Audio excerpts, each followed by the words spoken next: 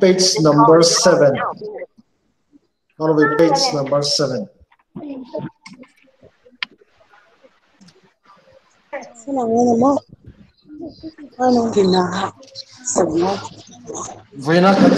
will study. Today we will study. First topic will be nearest. Nearest.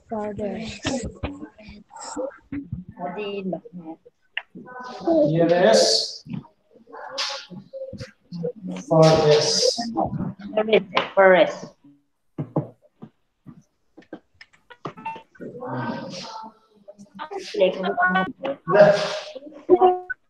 All of you pay attention. Amari consider nearer things, nearer further things. When I want the topic to nearest the farthest nearest yung to at night, nearest to at night. At night, there's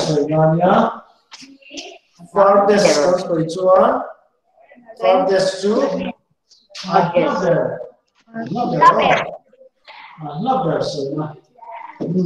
so. When you have a topic, so nearest math magic. Oh, this will be math magic, not logbook. Nearest to also another. Farthest to another. Now look at the textbook. Textbook can work to hala tick to thonya and tihala. And we tick to zoka achunkachu. So if you ever go nearest to neighbor, farthest to labor, I'm sure the point more. Look at your textbook, all of you. Tick the puppy farthest from the tree. Do you see that question, all of you? You see that one? Tim ung le ma we tan lai le boka. Kami chunga khan a question. Can you look at the question? Tick the puppy farthest from the tree. Now tick it. Farthest means a labber. Puppy is dog. A puppy too we know there. We know there khan. Which one is the farthest from the tree? Means tinga changa a labber. We know the labber kha. Have you finished?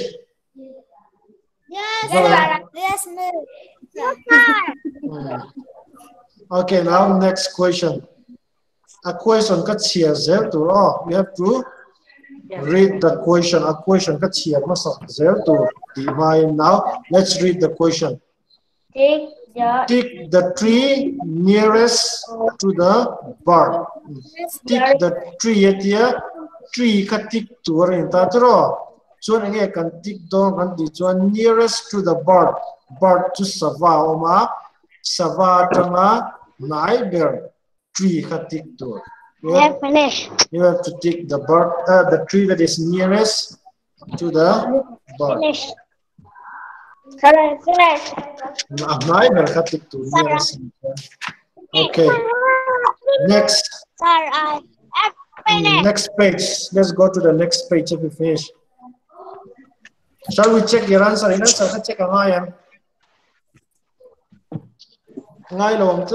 nearest the farthest. It is very, very easy. Check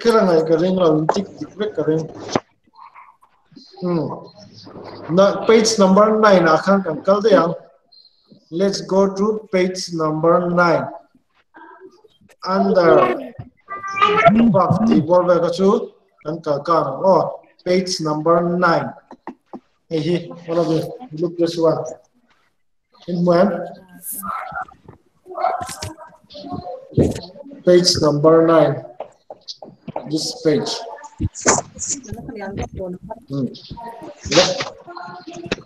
Let's read the question. A question you can see around. All of you look at your textbook. Put the shapes in the pink and yellow boxes by drawing the line. At the time, yellow blue boxes.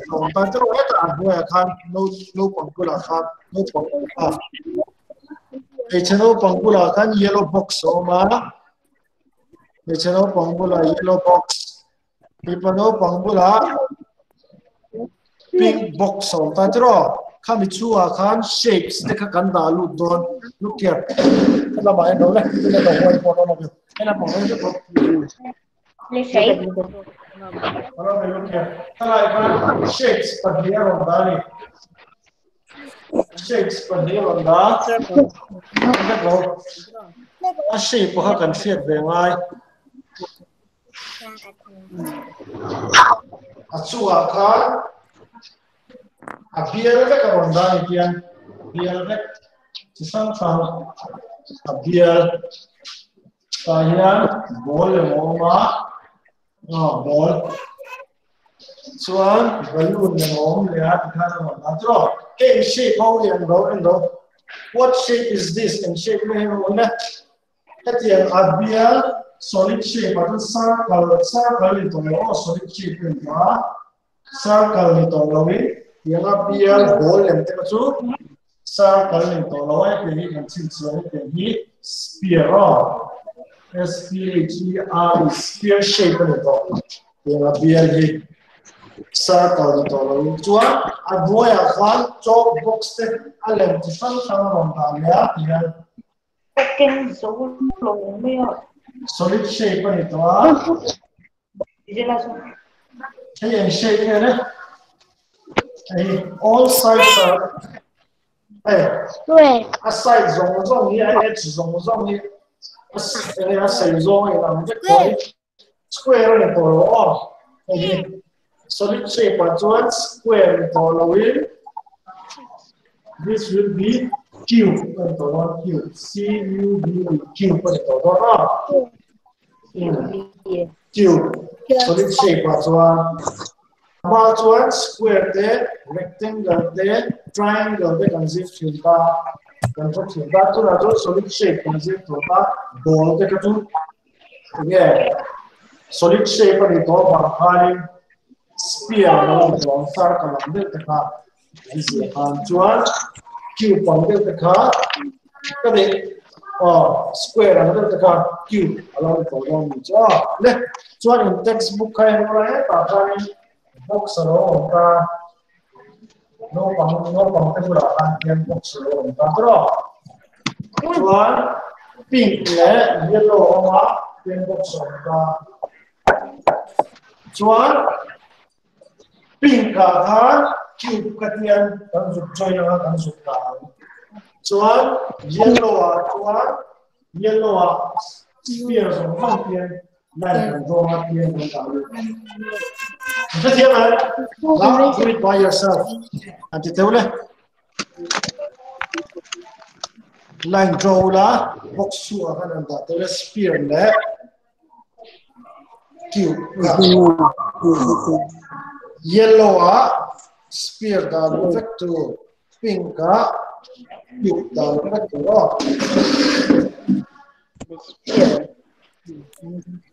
Yeah. a shape ka a min ka chin chia ten tu ball ang chi ka chu sphere chalk box ang chi ka cube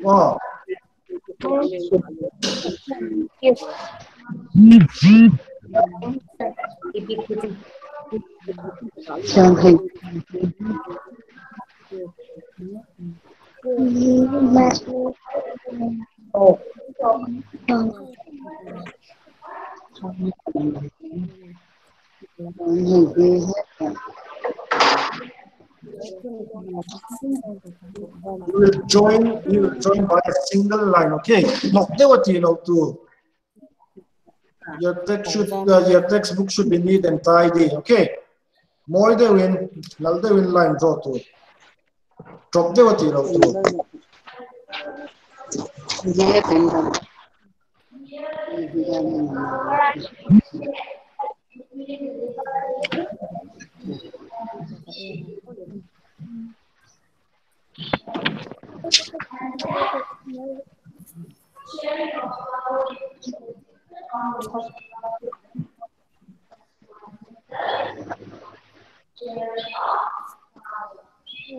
Finish. Have you finished? Anyone else? This one I finished already. Those who have finished, you can go to the next question as well. Match the similar shape by drawing a line. A shape in antepatika, line in join to. Line in join to. A shape in line in join. You will have to join them by a single line.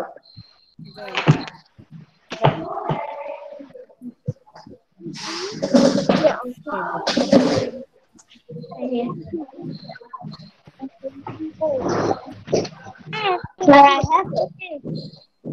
Okay, very good. Sir, I have Very good. Anyone who have not finished? Let's all over, man. Okay, very good.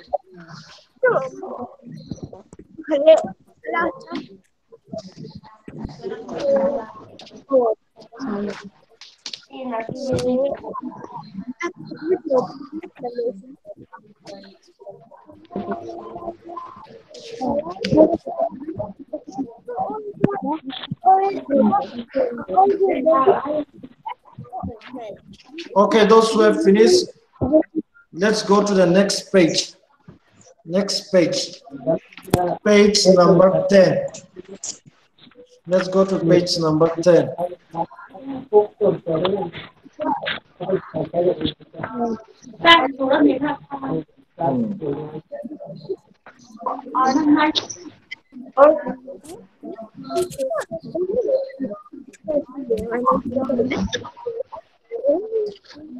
Join next page. Again, we have to join them by a line, but there are different shapes there. Pay attention, you have shape to some from the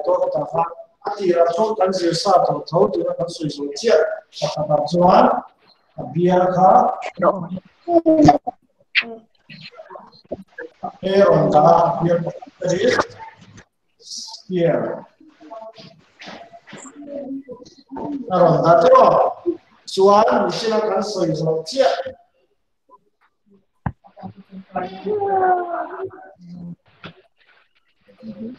Shape.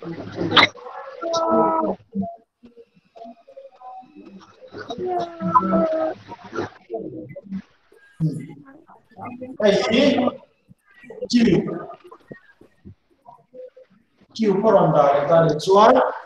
A down shape, down turn here on the to the soup. Ice cream pour on the ice cream pour on into the list corn. C-O-N, corn, getting shape of ice cream or shape on corn. C-O-N, corn here. So I'm going to five shape and shape of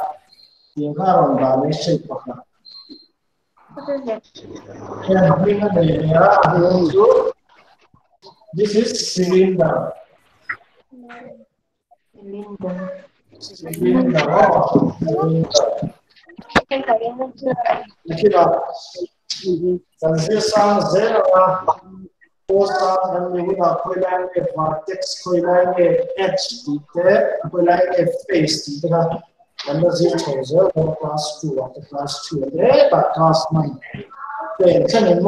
A shape here, green and shape and to Ryan Palia on Nadia, two here at the job, spear Q. Ice cream core and chicken and core.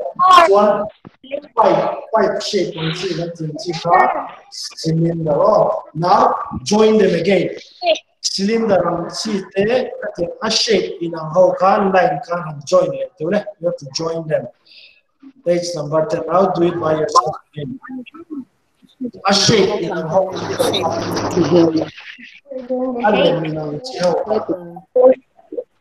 and ties on to join them with a single line. Là đâu hình thì tụi nó đâu thì nó rồi.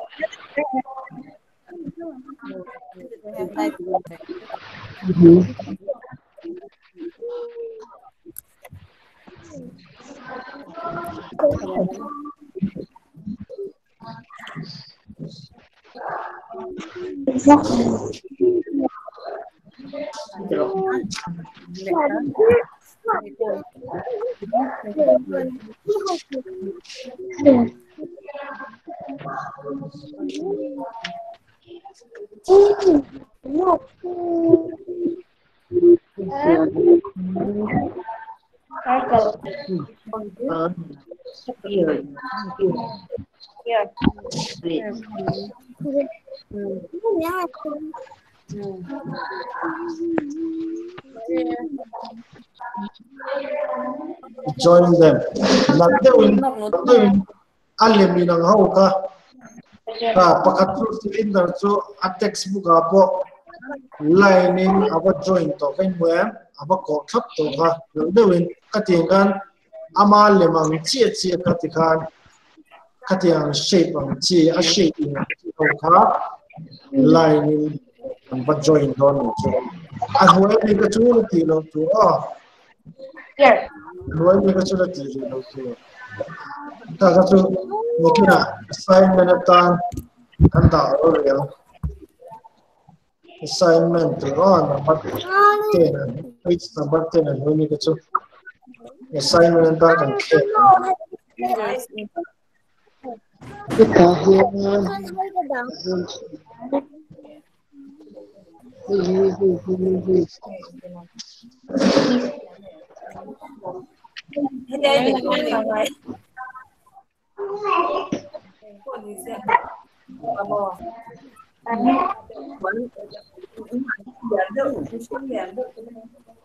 Have you finished?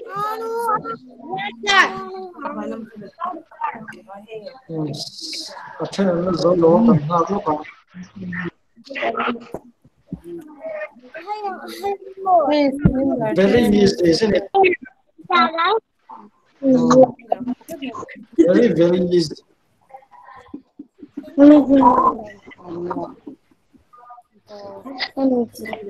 A shape ka aming ka shape tu aming ka shape ni tu a shape how ka enge kon kan ti chuan ice cream cone shape ang ti ka cone cone cone kan ti ji kan ta pipe shape ang ti ang bu man ti hian ti pipe kan ti ji te ka ti ang ti ka cylinder shape orang ti ni ka chuan sphere kan ti to ka so ama square sakhat solid shape ang chi de thung ka chu cube ka ka chin chu chiang ni tu ka poi mo have you finished? Yes, sir. Pakat zip kalam mo. Okay, next page number 11 ang kalyang. Page number 11.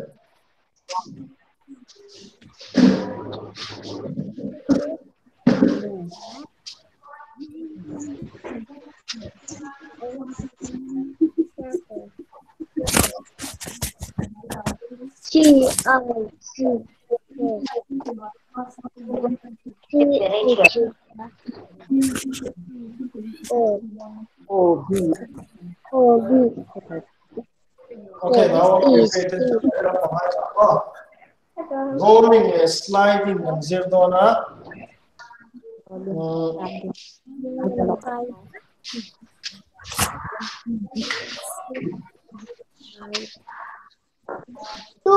Rolling down there. But this cube can roll. Next page number 11. Rolling and sliding. Rolling. R-O-L-L-I-N-G. Rolling kan ti chuan thil alum then chiu ha alum bang chiu ha Mình đừng phải rolling chú alum thêm chiều cái nhá sliding anh thì phải thông chú sliding chú áp tột ăn chiếu tột áp tột này tột số năm rolling chú alum chi lùm mò anh tục tục bằng chiều rolling ta sliding này về chú áp tột chi ta shape kan zero wa an kan zero to ta shape pa no ai alo be lu kya chi de no ai ka thil ke la ni this is cuboid shape ani ta ni in fact ne ne ka ri lo ko ni da ai cuboid shape ani ta cái tiếng lại Atlantic rằng chi tiếng Atlantic này với lại Atlantic H kan kita ni H this is H achunga mi lai Atlantic oi H thoi ta chuan ti lai flat face sang siam ta ni a flat ta ni tiếng flat face rồi có một chi re re on ho gi a roll them a lum them thầy lâu cho nó nhé alum thầy lâu á alum thầy lâu á tụi nó slide qua một tiếng tụi nó tụi nó thôi mà sẽ anh lâu các cái này marker về phương ta nên với em marker hiện ta cái gì h này về h này lâu cho nó là gì là surface area ta amung ta đi amung ta chú slide lâu như thế nào ăn roll lằng thế nào nhỉ thế thế mà chú phải ăn shape bằng amung bằng chi đấy là cái chú ăn roll đó cua lằng chi cái chú aluminum lum đó ta chuan hết tiếng flat face này yang chi đấy là flat surface này chi mai pek này chi yang chi hậu cả H này yang chi hậu cả các tiếng cái chú ăn về thì là quá áp tội đồn bàn thế rồi lên anh đâu lên tiếp tục look at the textbook này là roll chú ăn về cái ta pick the object that will roll pick the object that will roll tiếp pencil one ball butter and onion aron ta khata khai khang object palizi nga khan a roll alu thei so ka tik te le now tik them tik job which roll roll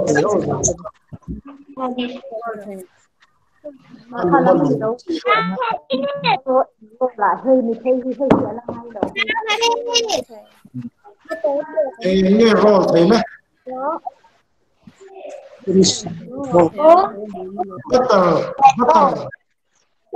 butter thì lâu không khá you have to take all the object except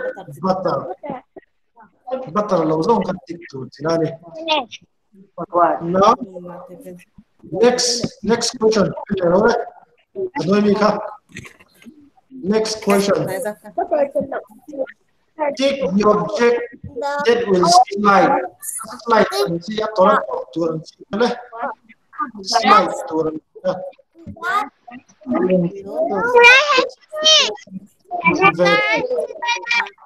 will be any answer whether as like to condition it is suitcase suitcase has like to so cái tại hiện rồi thì là cái roll là slide tick the object that we waiting bây giờ cái slide thế à case has slide case has slide thế à apa cái tuần mình vẽ thấy and roll vẽ thấy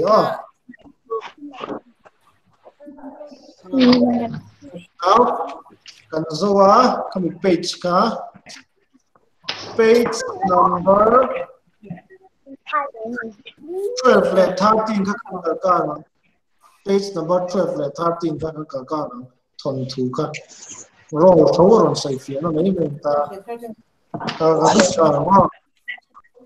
now let's go to page number 14. 14 ami ka shape function roma load lati lo turo ka in assignment during that will be your assignment triangle lemma da triangle kan shabek ba that has 3 sides triangle at 3 sides like 3 angles ne hoga triangle intia kami ka shape function island le dani na ronda island le long pan tro ne ka ka a size in ang chi ka kan ko so a size ka in assignment to not to so the assignment will be page number 14 and page number 10. Make the pairs of similar shapes. Those two will be your assignment. Okay, then that's all for today, and we will continue in the next class. All of you, bye bye. Bye. Thank you, sir. Bye. Thank you, sir. Bye bye. Bye bye. See you next time, everyone. Good.